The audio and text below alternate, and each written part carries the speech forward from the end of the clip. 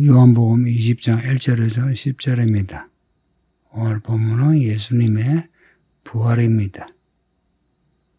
안식 후 첫날 아직 어두울 때 막달라 마리아가 무덤에 갑니다. 다른 복음서에는 다른 마리아 또 같이 갔다 기록하고 있는데 요한복음에는 막달라 마리아만 기록하고 있습니다. 이런 차이에 대해서 너무 복잡하게 생각하지 마세요. 각 복음서마다 우리가 전달하려는 메시지가 조금씩 다른 겁니다. 요한복음은 의도적으로 막달라 마리아를 강조합니다. 막달라는 지역 이름이고 마리아는 사람 이름입니다. 누가복음 7장에 보면 예수님이 막달라 마리아에게 있는 7 귀신을 쫓아내요. 그 마리아가 예수님을 만나 구원받은 거죠. 그 후에 막달라 마리아는 자기의 재산으로 예수님을 따라다니면서 섬깁니다. 다른 예수님의 제자들과 달리 이 막달라 마리아는 귀신이 나가서 예수님을 섬기는 아주 특별한 여자입니다. 그리고 앞에 예수님의 십자가 달려 죽으실 때도 처음부터 끝까지 예수님의 죽음을 목격한 사람입니다. 그리고 오늘 본문 뒤에 11절 뒤에 부활하신 예수님을 개인적으로 만나는 예수님이 마리아야라고 불러요. 부활하신 예수님을 만난 여자입니다. 예수님이 막달라 마리아를 특별히 사랑하신다 하는 것을 알 수 있어요. 마리아가 무덤에 오니 돌이 무덤에서 옮겨진 것을 봅니다. 돌무덤이에요. 이 돌무덤은 돌을 파서 그리고 돌을 깎아 동그랗게 돌문을 만들어 놓습니다. 그 성인 이 3명이 이 돌을 움직여야 돌문이 움직여요. 이 여자들이 돌문을 열 수 없어요. 근데 가보니까 돌무덤에 돌문이 열려 있어요. 그러니까 1, 2절, 1절과 2절 요 사이에 이제 있는 내용 보면 마리아가 무덤이 빈 무덤인 것을 확인한 거예요. 그래서 제자들에게 알려줍니다.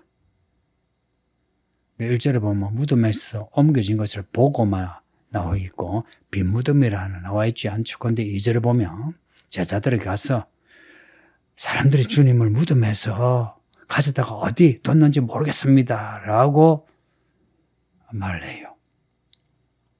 무덤이 빈 무덤인 것을 확인하고 제자들에게 가서 말한 겁니다.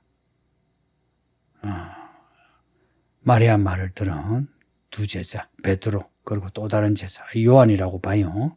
제자들이 무덤으로 달려갔습니다.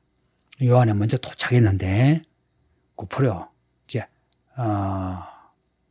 무덤을 보니 시신은 보이지 않고 시신을 쌌던 세마포만 보입니다. 들어간 게 아니고 몸을 굽혀 무덤 안을 봤다 이야기예요.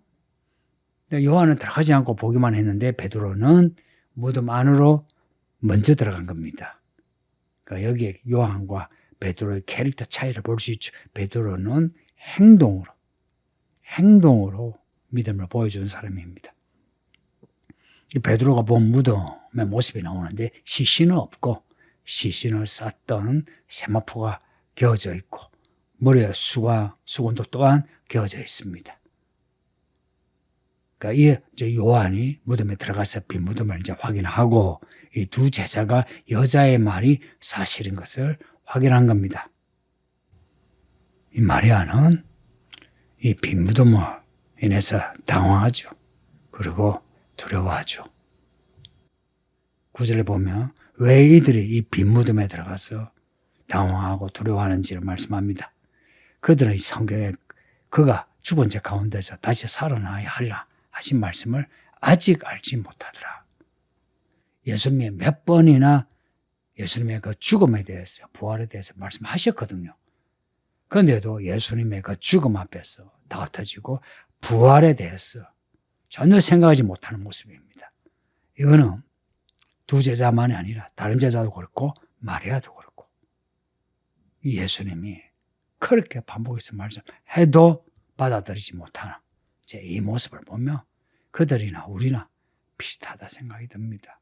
그러나 우리에게는 성령을 주셔서 우리가 이거 말씀을 생각나게 하고 깨닫게 하시니 이 제자들을 반면교사로 삼고 우리는 무슨 일을 겪을 때에 예수님의 말씀을 생각해내는 성도가 됩시다. 우리도 또한 말씀을 통해서 하나님의 일을 읽고 이제 들었으나 막상 일이 닥치면 생각나지 않는다. 자, 그걸 미리 염두에 두고 항상 말씀을 생각하는 훈련을 하자 하는 겁니다. 제가 늘 강조하는 바입니다. 입으로 믿음을 고백하는 것은 쉬울 수 있어요. 그런데 특별한 상황에서 우리에게 주신 말씀을 생각하는 것은 정말 믿음이 없이는 안 되더라 하는 겁니다. 그 말씀을 생각해야 말씀대로 하려고 하죠. 그런데 어떤 상황이 되면은 다 잊어버려요.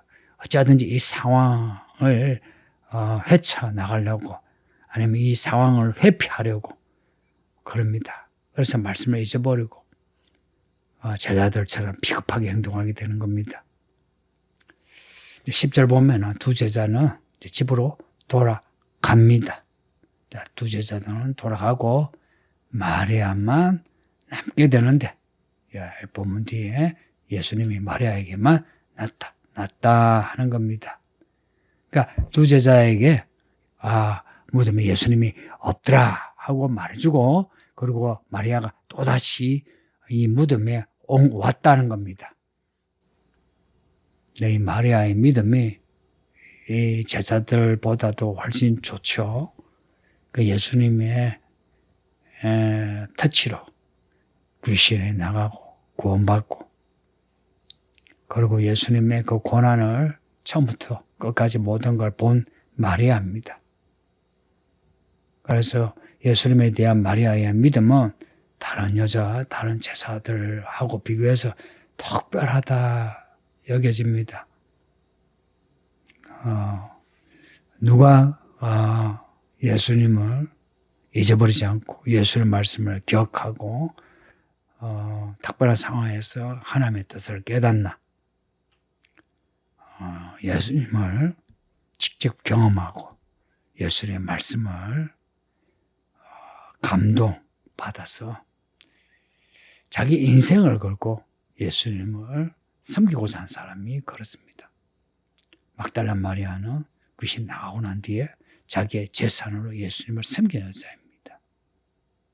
그리고 오늘 이 본문 자세하죠. 그리고 이 부활에 대한 기록이 복음서마다 약간의 차이 있는데 이 차이 난 것을 서로가 이렇게 끼워 맞춰보면 이 부활이 역사적인 사실입니다.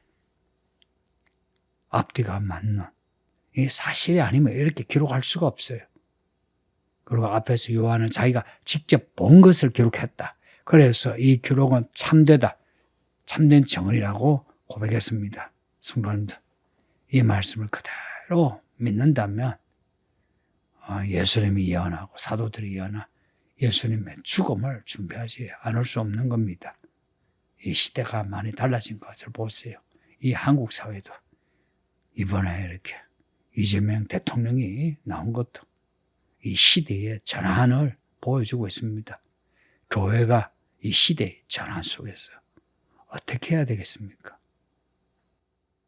이 말씀을 잊어버린다면 우리는 그냥 시대의 시류에 따라서 살아가게 되는 겁니다. 그러나 믿음은 시류를 따라서 사는 게 아니고 때로는 이 시대를 역류해서 믿음으로 사는 겁니다. 빈무덤입니다. 빈무덤.